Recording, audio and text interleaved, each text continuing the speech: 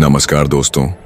ऐसी मान्यता है कि गरुड़ पुराण के अनुसार यदि कोई कथा पूरी नहीं सुनी या बीच में छोड़ दी जाए तो यह अशुभ माना जाता है। इसके पीछे तर्क यह है कि पूरी कथा नहीं सुनने पर हमारा जीवन कष्ट से भर जाता है, इसीलिए कथा को पूरा सुने और चैनल को सब्सक्राइब और वीडियो को लाइक जरूर करें। प्रिय श्रोताओं, स्वागत है आपका भगवद गीता की गहन और प्रेरणादायक शिक्षाओं की इस यात्रा में। हमने पहले श्री कृष्ण की 21 प्रमुख शिक्षाओं को जाना, जिन्होंने हमें कर्म, भक्ति और आत्म जागरूकता की राह दिखाई। लेकिन गीता केवल एक दर्शन या नियमों का संग्रह नहीं है, यह एक जीवंत मार्गदर्शक है जो जीवन के हर पहलू को स्पर्श करता है। आज हम गीता के उन अन्य आयामों की खोज करेंगे जो आपके भीतर एक नई जागृति, एक गहरा जुनून और जीवन को देखने का एक नया नजरिया ला सकते हैं। यह 30 मिनट की यात्रा आपके मन, हृदय और आत्मा को प्रज्वलित करने के लिए है। तो आइए इस पवित्र संवाद में डूब जाएं, जैसे कि हम स्वयं श्री कृष्ण के सामने बैठे हों, उनके शब्दों को अपने जीवन का हिस्सा बनाते हुए। गीता का एक सबसे सुंदर पहलू है इसका जीवन को एक समग्र दृष्टिकोण देना। श्री कृष्ण अर्जुन को बताते हैं कि जीवन एक एकल धुन नहीं, बल्कि एक संगीतमय राग है जिसमें कर्म, ज्ञान, भक्ति और ध्यान का मिश्रण है। क्या आपने कभी सोचा है कि आपके जीवन की हर चुनौती, हर खुशी, हर क्षण एक बड़े उद्देश्य का हिस्सा हो सकता है? गीता हमें सिखाती है कि हर अनुभव, चाहे वह कितना भी छोटा क्यों ना हो, हमें उस परम सत्य की ओर ले जाता है। इस विचार को अपने जीवन में उतारें। अगली बार जब आप किसी छोटी सी असफलता या खुशी का अनुभव करें तो रुकें और सोचें, यह मुझे क्या सिखा रहा है? यह सवाल आपके हर पल को अर्थपूर्ण बना देगा। श्री कृष्ण हमें जीवन में संतुलन की कला सिखाते हैं। गीता कहती है, न बहुत ज्यादा लिप्त रहो, न ही पूरी तरह से विरक्त। यह मध्यम मार्ग है। हम अक्सर जीवन में अतियों की ओर भागते हैं, या तो हम सांसारिक सुखों में डूब जाते हैं या फिर सब कुछ छोड़ने की सोचते हैं। लेकिन गीता कहती है कि सच्चा सुख बीच के रास्ते में है। उदाहरण के लिए, अपने काम को पूरी लगन से करें, लेकिन उसे अपनी पहचान न बनने दें। अपने रिश्तों में प्रेम डालें, लेकिन उनमें इतना न उलझें कि आप खुद को खो दें। क्या आप इस संतुलन को अपने जीवन में ला सकते हैं? आज ही एक छोटा सा कदम उठाएं। शायद अपने लिए 5 मिनट का समय निकालें और अपने मन को शांत करें। यह छोटा सा अभ्यास आपके जीवन को बदल सकता है। गीता का एक और गहरा पहलू है इसका आत्म जागरूकता पर जोर। श्री कृष्ण बार बार अर्जुन को अपने भीतर झांकने के लिए कहते हैं। वे कहते हैं, अपने मन को समझो, क्योंकि वही तुम्हारा सबसे बड़ा मित्र और सबसे बड़ा शत्रु हो सकता है। क्या आपने कभी अपने विचारों को गौर से देखा है? हमारा मन एक जंगली घोड़े की तरह है, अनियंत्रित, बेचैन। लेकिन गीता हमें सिखाती है कि इसे वश में करना संभव है। कैसे? ध्यान के अभ्यास से, आत्मचिंतन से। हर रात सोने से पहले अपने दिन को याद करें। क्या आपने अपने कार्यों में प्रेम और ईमानदारी डाली? क्या आपने किसी को ठेस पहुंचाई? यह आत्म मंथन आपके भीतर की उस आवाज को मजबूत करेगा जो आपको सही और गलत का भेद दिखाती है। अब आइए गीता के उस पहलू की बात करें जो हमें प्रकृति के साथ जोड़ता है।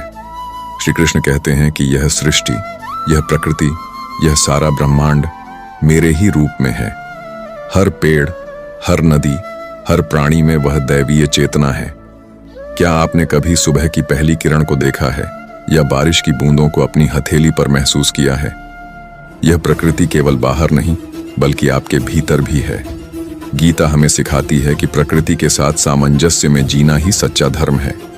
अगली बार जब आप बाहर निकलें तो एक पल रुकें, एक पेड़ को देखें, हवा को महसूस करें और उस दैवीय उपस्थिति को अनुभव करें।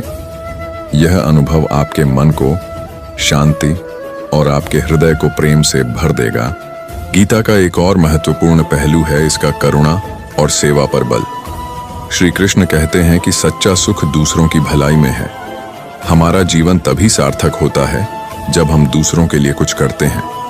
यह जरूरी नहीं कि आप कोई बड़ा परिवर्तन लाएं। एक छोटी सी मुस्कान, किसी की मदद के लिए बढ़ाया गया हाथ या किसी के दुख में सांत्वना के 2 शब्द, ये सब गीता का सार है। आज ही एक छोटा सा कार्य करें, किसी जरूरतमंद को कुछ दे दें, चाहे वह समय हो, प्रेम हो या बस एक दयालु शब्द।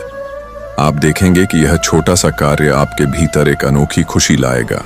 गीता हमें यह भी सिखाती है कि जीवन अनिश्चितताओं से भरा है, लेकिन हमें उनसे डरना नहीं चाहिए। श्री कृष्ण अर्जुन को याद दिलाते हैं कि परिवर्तन ही जीवन का नियम है। जो आज है वह कल नहीं होगा। इस सत्य को अपनाने से हमारा मन मुक्त होता है।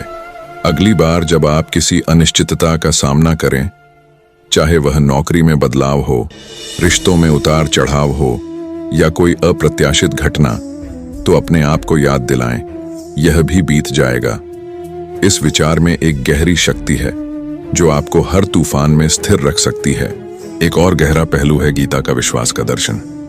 श्री कृष्ण कहते हैं, मुझ पर विश्वास रखो और मैं तुम्हें हर संकट से निकालूंगा। यह विश्वास केवल धार्मिक नहीं है, यह आपके भीतर की उस शक्ति पर भरोसा है जो आपको जीवित रखती है। जब आप अपने आप पर, अपनी क्षमताओं पर और उस अनदेखी शक्ति पर विश्वास करते हैं, तो आप असंभव को भी संभव बना सकते हैं। क्या आपने कभी ऐसा अनुभव किया है जब सब कुछ असंभव लग रहा था, लेकिन फिर भी आपने हिम्मत नहीं हारी और रास्ता निकल आया? वह विश्वास ही गीता का उपहार है।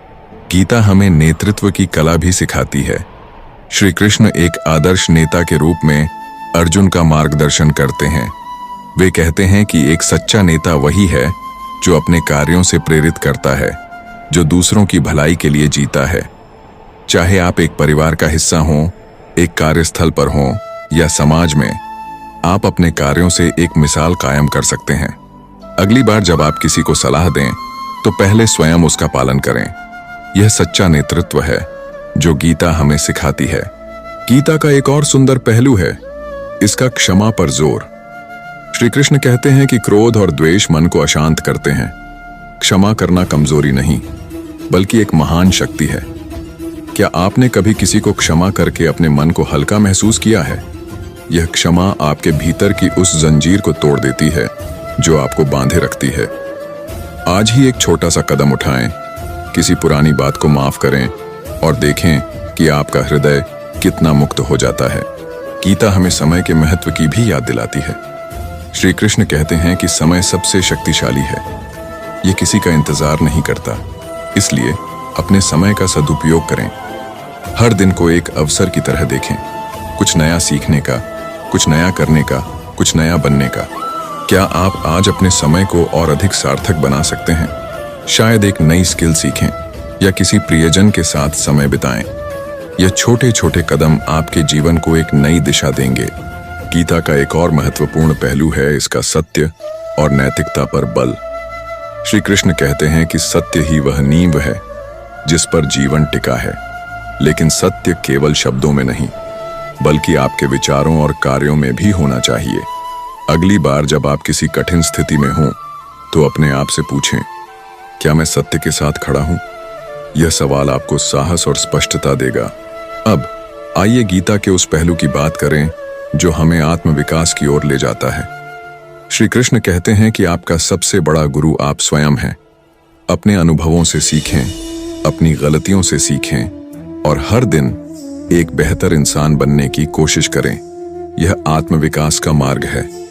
क्या आप हर दिन अपने आप को थोड़ा और बेहतर बनाने के लिए तैयार हैं? शायद एक नया गुण अपनाएं, जैसे धैर्य या कोई पुरानी आदत छोड़ दें। यह छोटे छोटे बदलाव आपके जीवन को एक नई ऊंचाई देंगे। गीता हमें सामाजिक सद्भाव की भी सीख देती है। श्री कृष्ण कहते हैं कि हम सब एक ही दैवीय चेतना का हिस्सा हैं। इस विचार को अपने जीवन में उतारें। अपने आसपास के लोगों को जाति, धर्म या स्थिति के आधार पर न देखें, बल्कि उन्हें उस दैवीय अंश के रूप में देखें। यह दृष्टिकोण आपके रिश्तों को और गहरा और सार्थक बनाएगा। गीता का एक और पहलू है इसका ध्यान और योग पर बल। श्री कृष्ण कहते हैं कि योग वह कला है जो आपको अपने मन और आत्मा से जोड़ती है। यह केवल शारीरिक आसन नहीं, बल्कि आपके विचारों, भावनाओं और कार्यों का समन्वय है। हर दिन कुछ पल ध्यान के लिए निकालें। यह आपके मन को शांत करेगा और आपके जीवन को एक नई स्पष्टता देगा। क्या आप इसे आजमाने के लिए तैयार हैं? बस 5 मिनट और आप देखेंगे कि आपका मन कितना केंद्रित हो जाता है। अंत में गीता हमें सिखाती है कि जीवन एक उत्सव है। श्री कृष्ण का जीवन स्वयं इस बात का उदाहरण है। वे एक योद्धा हैं, एक गुरु हैं, एक मित्र हैं और एक प्रेमी हैं। वे हर भूमिका को पूरे उत्साह और प्रेम के साथ जीते हैं। आप भी अपने जीवन को एक उत्सव की तरह जी सकते हैं। अपने हर कार्य में आनंद ढूंढें, हर रिश्ते में प्रेम डालें और हर चुनौती को एक अवसर की तरह देखें। यह गीता का सच्चा संदेश है। प्रिय श्रोताओं, गीता केवल एक किताब नहीं, बल्कि एक जीवन जीने की कला है। यह आपको सिखाती है कि कैसे अपने भीतर की शक्ति को जगाएं, कैसे अपने जीवन को अर्थपूर्ण बनाएं और कैसे हर पल को एक उत्सव की तरह जिएं। आज से शुरू करें, अपने जीवन के युद्ध क्षेत्र में डटकर सामना करें। श्री कृष्ण आपके साथ हैं, आपके हर कदम पर। उठें, प्रेरित हों और अपने जीवन को एक ऐसी कृति बनाएं जो दुनिया को प्रेरित करे। जय श्री कृष्ण।